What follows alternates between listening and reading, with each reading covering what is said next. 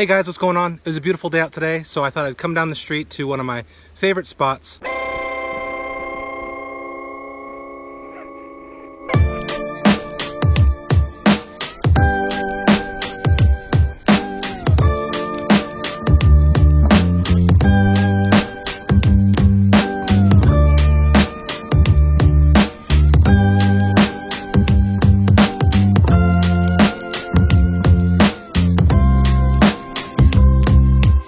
So we can talk about some kendama news. So most of this news is going to cover last month, May. I know I'm getting it out a little bit late, and I know I didn't cover everything for the month of May either. So stick around to the end of the video if you want to know a little more of why that is. So I wanted to share some things that I thought was cool for the last month that you might have missed. And as always, I'm going to link everything down in the description below so you can go check it out for yourself. First up, on Kendama USA's YouTube channel, Weens and Fuegs volume number 3 was released, and it is a nearly an hour-long video, kind of a scattershot. Jake Weens and TJ Kolesnik, Kendama pros for Kendama USA, doing a bunch of events, a bunch of travel, and it's just a lot of fun. If you can't watch this video without a big goofy grin on your face the whole time, then I don't know. Sweets Kendamas has been doing all kinds of stuff. It's been crazy. So let me just cover a few things real quick. First off, they've made a new studio set for their YouTube channel. They're doing kendama tutorials. They're doing some unboxings. If you haven't seen some of their tutorials, they're doing a great job kind of refreshing tutorials that they've had in the past and updating them. Matt Sweets was able to get some genuine keyaki from Japan. Keyaki is a special wood that only is available in Japan, grown in Japan. I think it's a Japanese elm or something like that. And they made a very limited number of keyaki next gen homegrowns that sold out almost immediately as soon as they were released. Go check out that video if you're curious at all. Pretty interesting stuff and very, very unique. Also for Sweets, several new players were officially announced on the homegrown team. Those players were Bryson Lee, Rudy Simpliciano, Isaac Fine, Parker Johnson, Alex Hirota. So congrats to those guys for being part of the homegrown team for Sweets. And then also Sweets released a collaboration with Luzumaki. I'm sure you guys have seen this around. It's pretty awesome, really cool collab with the Luzumaki style and paint on a Sweets kendama. For Grain Theory, Christian Einetter and Ben Harold mods were officially released on the Grain Theory website. The first 2 drops at least sold out within a couple minutes each. A lot of good positive reviews coming out for both those mods. Check those out and definitely check out the creation video on how those were made and designed for the 2 newest pros, Ben Harold and Christian Einetter. Over at Terra Kendama, they did a collab with Sweets, so there were some LBBs with Sweets cushion paint, which seems like a really good combination, and those look really nice and clean. Also, Terra released the Skate Ply Kendamas. These are really awesome. It was a collaboration with Olive, which is a skateboarding and snowboarding company up in Canada. They got some of the skateboarding maple and made some awesome looking kendamas.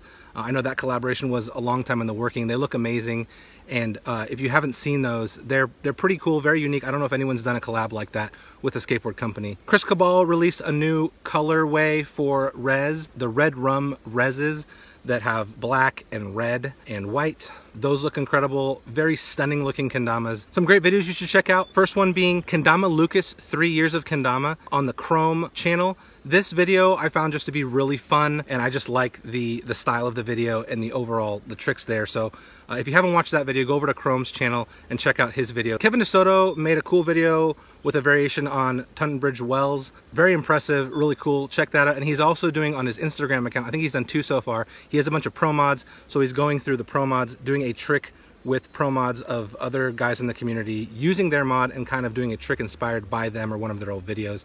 I think it's a really neat concept. I hope he keeps it up. The first 2 are cool. I think he's done Colin Sander and Turner Thorne. If you aren't already following Kevin DeSoto on Instagram, I would highly recommend you doing that. Over in Japan, the World Kendama Association, WKA, is getting started. There was a big meeting with a bunch of kendama companies and groups. I think the goal of the WKA is to kind of unify some competition rules to bring kendama into more of a global visibility, maybe even get kendama into the Olympics. And that's really neat. I'm looking forward. I hope they can pull something together that is official and that can be recognized by everybody in the kendama world. I think it's great that kendama has such small niches here and there where people do their own thing, but having a unified group, the JKA in Japan, but having a WKA for the whole world seems like a really great idea. And the fact that no one's done it yet already is kind of crazy, but I'm glad that they're moving forward in that direction, and I'm really looking forward to seeing what happens there.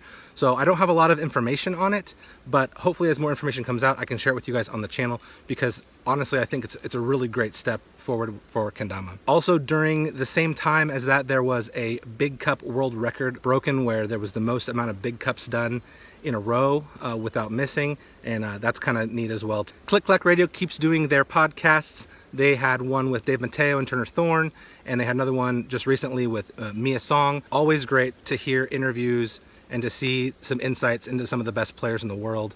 So check out their YouTube and SoundCloud. The Georgia Kendama guys, Georgia Kendama podcast is also doing more episodes, so check those out on SoundCloud if you haven't. I feel like more people need to listen to both of those podcasts. PNW released a video covering the Tacoma Takeover 3 event, and really well done and a lot of fun.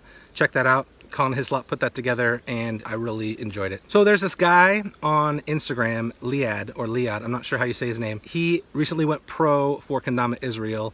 Young guy doing some amazing tricks. Definitely follow him on Instagram if you haven't already. He released an edit for his pro announcement that also shows some just ridiculous tricks. And he also has a fund going so he can go to the Kendama World Cup in Japan. If you want to support this guy, get him out to the World Cup. I'll put a link in the description where you can go and contribute. I think he's about 30% to the goal to be able to be fully funded to go to KWC.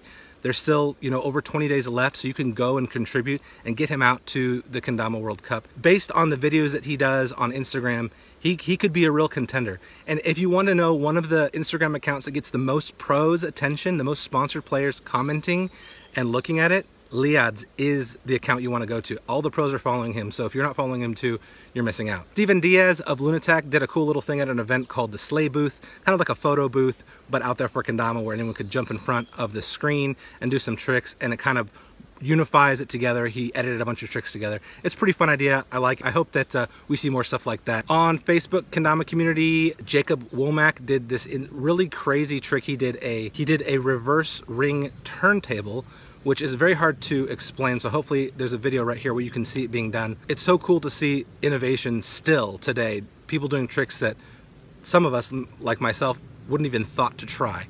Azrin released Spiked Volume number 4, which I think is the best one he's done so far. It's kind of like an interview in vlog style with Philip Eldridge of Chrome at an event, and it's a lot of fun. Go check out Azrin Spike, go subscribe to his YouTube channel, or check it out on Downspike. Okay, I was editing the video, and I always tend to skip something important, so I'm gonna jump back in here and share with you guys. Go subscribe to the Kendamabu channel.